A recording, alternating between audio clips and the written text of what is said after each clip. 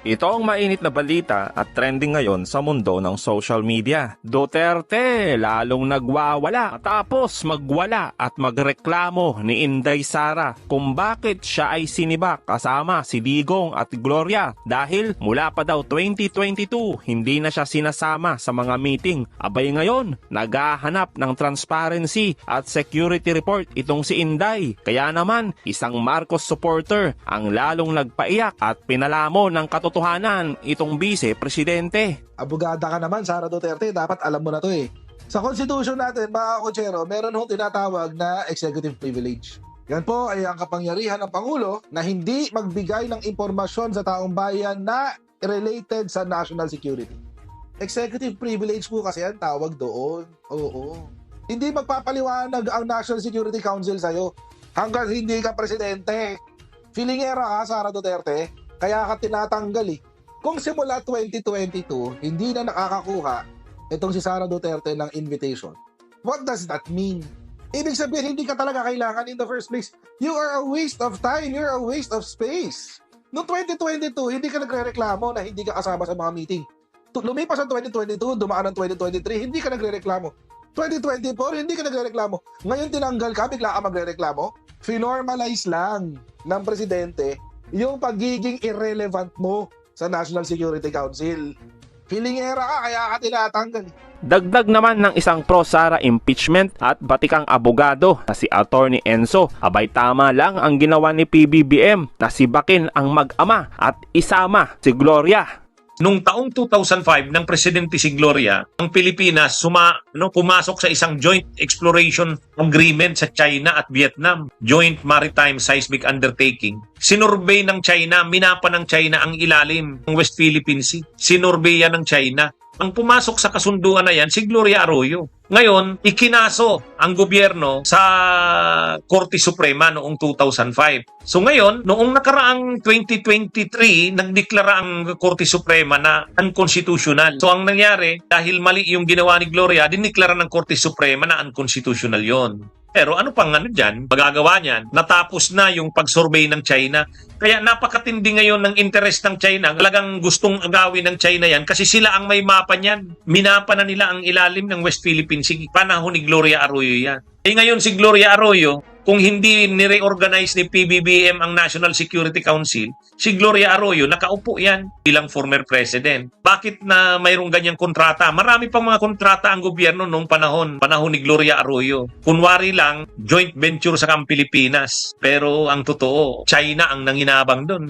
Nakuha talaga nila yung mapa nung West Philippine Sea. Kaya ngayon, ito na, nandiyan na yung monster ship. Nagiging palala ng palala ang problema natin sa China. Tapos ang Vice President na kilalang maka-China, ang former President na si Duterte na kilalang maka-China. So tama lang na talagang tinanggal na sila sa NSC. Kasi paano mo mapoproteksyonan ang interest ng Pilipinas kung ang mga kasamahan mo sa National Security Council ay mga pro-China?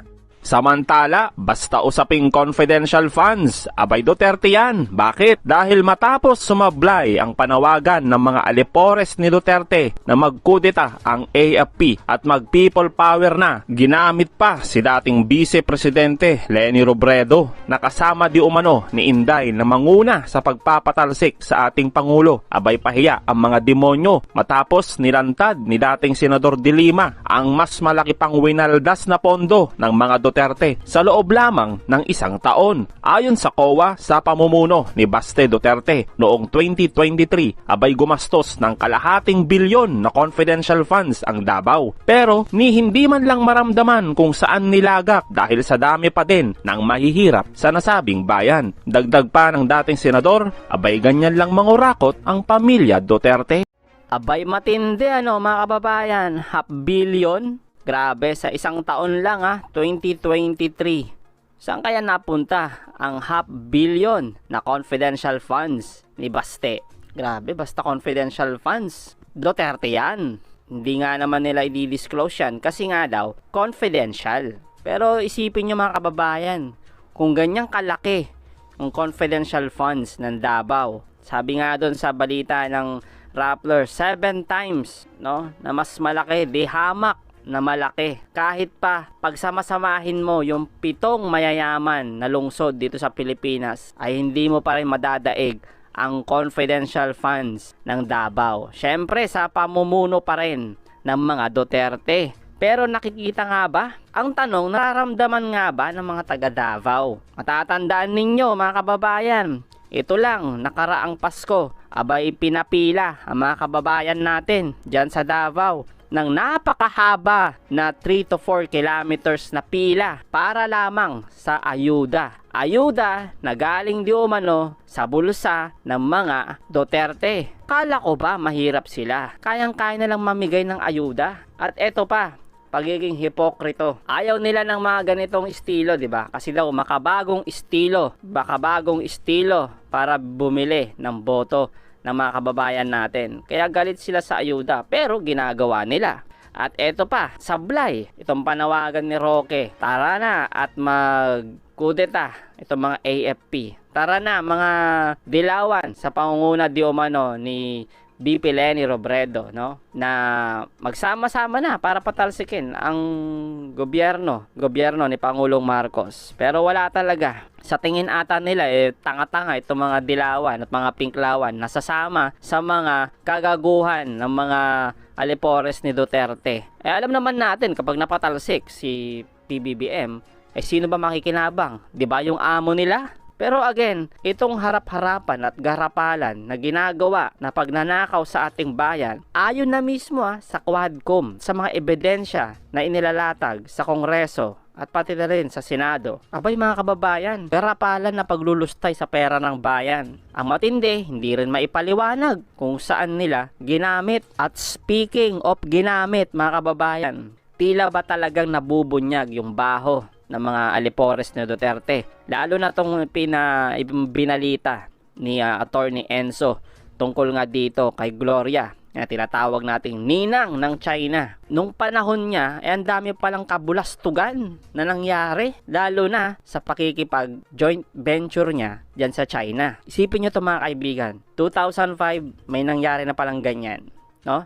Na pakikipag collaboration sa China tungkol nga sa West Philippine Sea. Pero noong 2016 sa panahon ni Duterte, lahat ng baho patungkol sa China ay ibinato kay dating Senador Trillanes. Di po ba? Napansin niyo yon? Ganon sila kagaling para sila mabango, no? Karamihan sa mga kababayan natin abay napaniwala na si dating Senador Trillanes yung nagbenta. Pero ngayon unti-unti namang lumalabas yung baho ng mga alipores ni Duterte. Tulad na lamang ni Gloria. Supreme Court na nagsabi, unconstitutional. Supreme Court na nagsabi, nalabag sa batas yung ginawa niya. Pero ano nang magagawa natin? Andun na yung mga Chinese Andyan na nga talaga. Kaya pala ang lakas ng loob nila. Kasi may pinangahawakan. Kahit hindi naman legal basis yon, pero wala 2025 pa pala Parang binenta na tayo. Hindi natin alam. Tapos, nung dumating pa si Duterte, abay pinagtibay pa. Lalong dumami yung mga kanilang isla doon. Mga peking isla. Di po ba? Kaya tama lang mga kababayan na sibakin ni Pangulong Marcos itong mga pro-China. Hindi lang sa pagbabanta, pero yung tunay na banta mga kababayan, dahil sila inuubos na nila yung pera natin. Harap-harapan, garapalan mga kababayan, ang tindi. At kung tatanungin mo, abay sila pa tong galit, sila pa itong magdadrama, sila pa itong matapang na gustong magkaroon ng people power, manawagan ng kudeta. Ganyan nila nilalaro yung mga utak ng mga Duterte supporter. Ginagawa po kayong mga tanga, mga bobo. Kaya ano bang ginagawa ninyo mga kababayan? Gising! So ayun na nga po sa mga kababayan natin na gustong sumama at ipakita yung suporta nila sa tinig ng masa na sumama sa EDSA sa January 18, 2025, 1 p.m. sa EDSA People Power Monument. Yan po sa pangunguna ng Bunyog Party. Abay, suportahan po natin yan kung gusto nyo pong ipakita ang suporta na ma-impeach itong si BP Sara. Ito po ay pagkakaisa ng mga vloggers, ng mga BBM supporters, Leni Robredo supporters, at iba pa pong sangay na grupo na naniniwala sa katotohanan na dapat nang masibak sa pwesto, ma-impeach na itong si Inday Sara Duterte.